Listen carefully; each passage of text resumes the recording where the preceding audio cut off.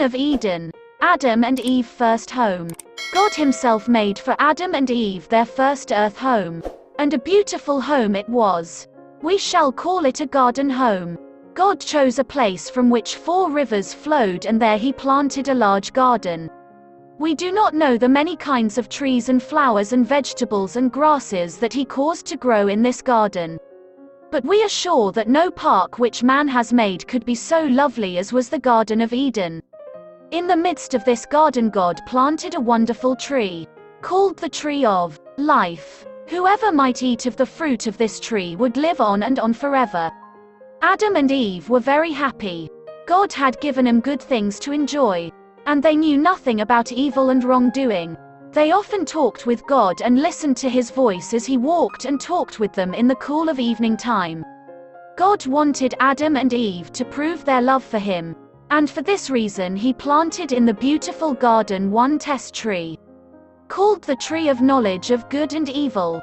Of the fruit of every other tree in this garden you may eat, God had told them, but the fruit of this test tree you must not taste.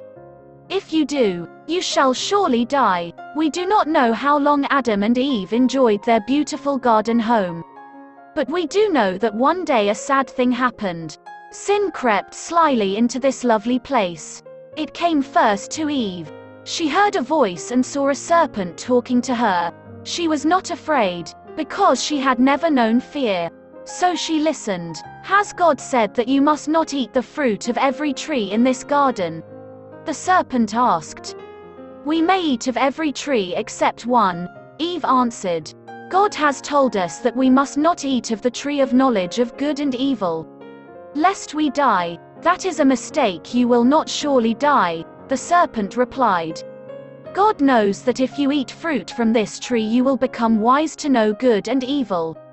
As he is wise, therefore he has forbidden you to eat of it. Until this time Eve had not touched the forbidden tree. But now she looked at its fruit and thought that if it really would make her wise, like God, she wanted to taste it. Soon she yielded to the temptation and plucked the fruit. And then she gave some to Adam. And he too ate of it. At once Adam and Eve knew what a dreadful thing sin is. They knew they had disobeyed God. A strange something stole into their hearts, it was fear. How afraid they were to meet God. They had never been afraid before. But now they tried to find a hiding place among the beautiful trees in the garden. Their hearts had become wicked. Soon a voice called, Adam, where are you?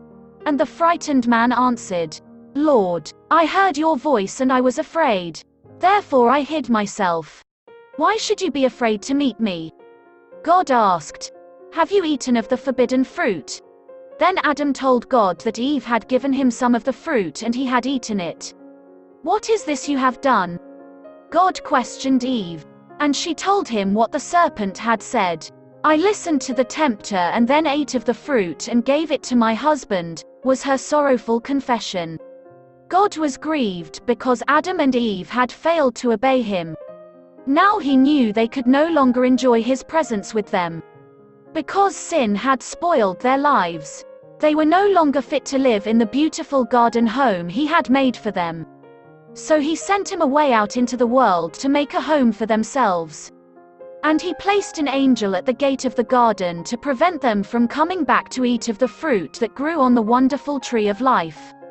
To Eve, God said, because you listened to the tempter's voice and disobeyed me, you shall have pain and trouble all the days of your life. Adam also received a sentence of punishment from God.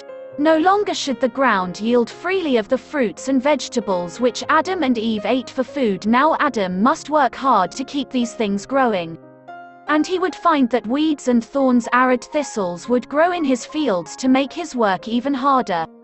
Then by and by he should grow old and feeble. And then he should die and his body would again become dust as it was before God created him. All these sorrows came because of sin. But while God drove Adam and Eve out of the beautiful garden, he at the same time gave them the promise that he would send a Savior to make all men free from sin and death.